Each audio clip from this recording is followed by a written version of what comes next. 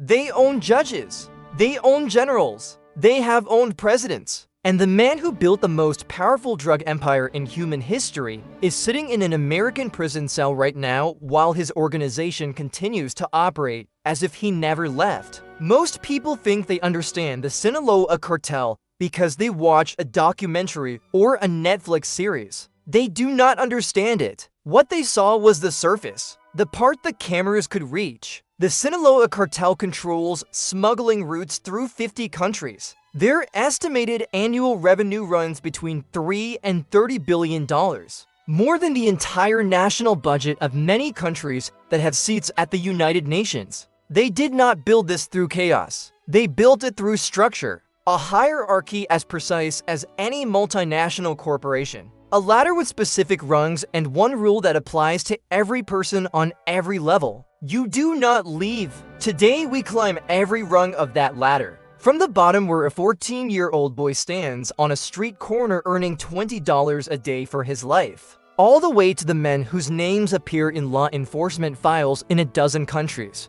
but whose faces have never appeared on a single arrest warrant. The foundation before we climb the ranks, you need to understand the one thing that separates the Sinaloa Cartel from every other criminal organization on earth. It is not violence. Every cartel uses violence. It is not corruption. Every cartel corrupts officials. It is organizational intelligence. When El Chapo was arrested for the final time and transferred to American custody, experts predicted the organization would fracture. It did not, because El Chapo did not build a gang that depended on his presence. He built an institution designed to function without him. The cartel continued moving product across 50 countries with the same efficiency as before. That is what a truly sophisticated criminal hierarchy looks like. And from the inside, it looks like the ranks we are about to climb. Rank 1, Los Halcones, the Halcones. The Falcons, the eyes of the empire. Boys as young as 14 are recruited from poor neighborhoods with one simple promise. Money.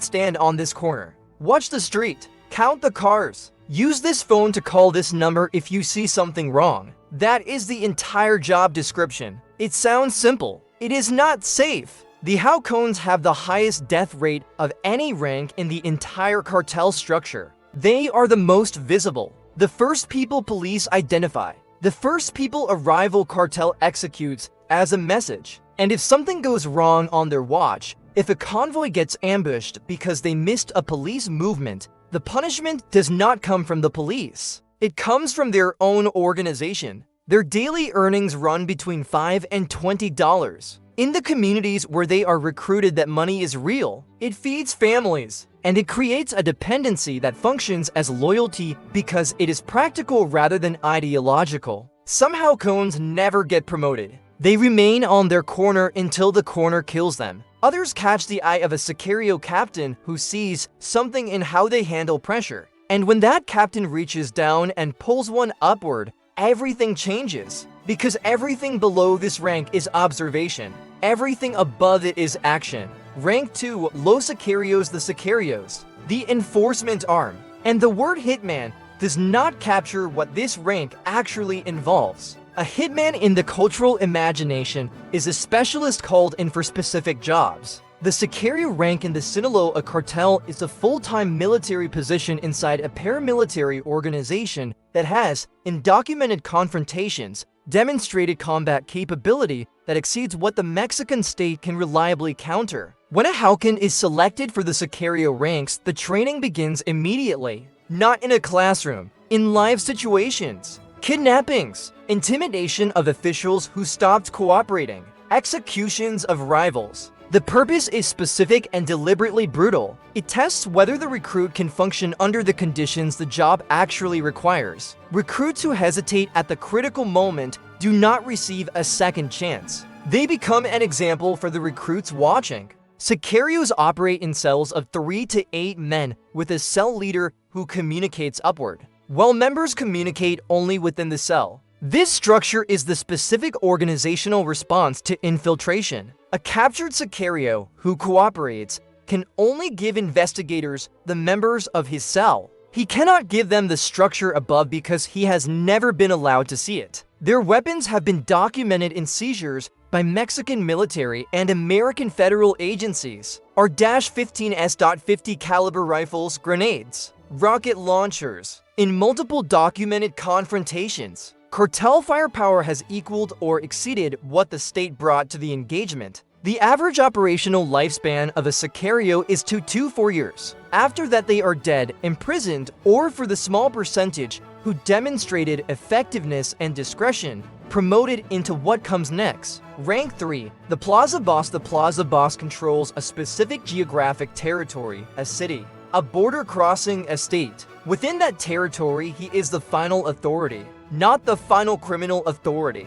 The final authority. Police chiefs receive monthly payments structured as salaries rather than bribes, because the regularity makes the relationship feel like employment rather than corruption. Mayors manage their public responsibilities with full awareness of what the organization expects of them. Military commanders make decisions about when and where to conduct operations with an understanding of what happens to commanders who decide incorrectly. A single major border crossing generates hundreds of millions of dollars annually. The Plaza Boss takes his percentage and passes a percentage upward. The percentage he keeps is enough to maintain the corruption network that protects everything below him. But the Plaza Boss is not insulated from threat. He is visible enough to be targeted by rivals, by ambitious men inside his own organization, and by law enforcement agencies that have identified him as prosecutable. He manages this threat every day, not as an abstraction,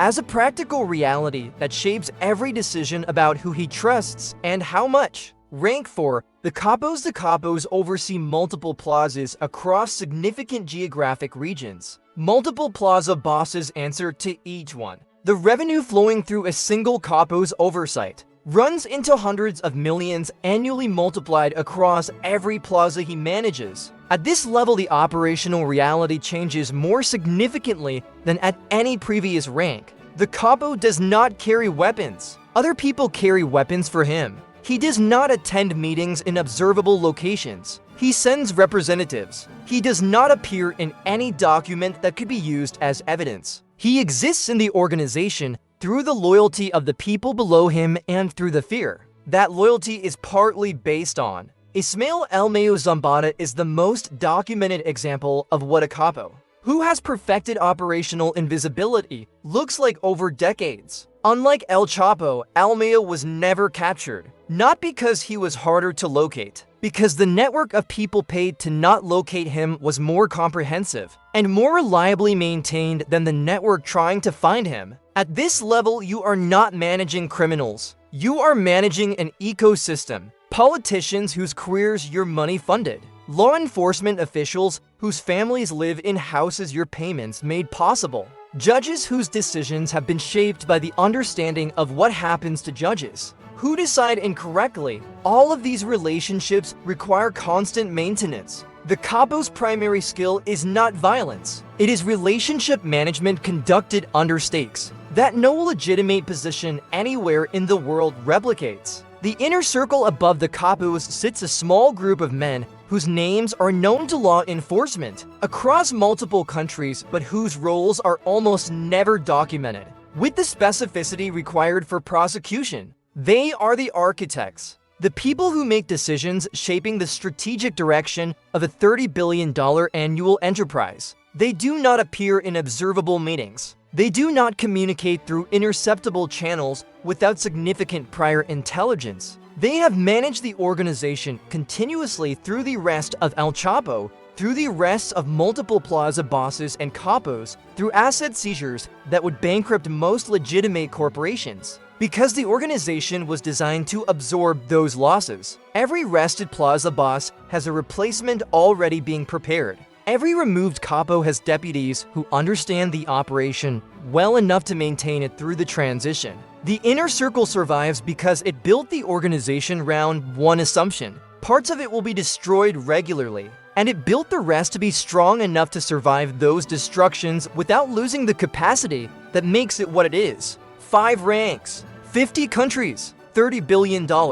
A structure so precisely engineered that the rest of the man who built it changed nothing about how it operates. From a 14-year-old on a street corner earning $20 a day for his life, to men whose faces have never appeared on a single arrest warrant, despite being known to a dozen law enforcement agencies across 3 continents. The ladder of the Sinaloa Cartel does not offer retirement. It does not offer exit. At the bottom, your life is worth $20 a day. In the middle, your life is worth years of demonstrated loyalty. At the top, your life is worth the calculation that the people around you run constantly about whether keeping you is more valuable than replacing you. Every rung leads to the same 2 destinations, a prison cell or a grave. The cartel does not offer a third option: subscribe to dark ranks. Because next time we go inside an organization where the ladder has no visible top and the people who built it have made themselves permanently invisible to everyone looking for them, every rank has a price. Stay dark.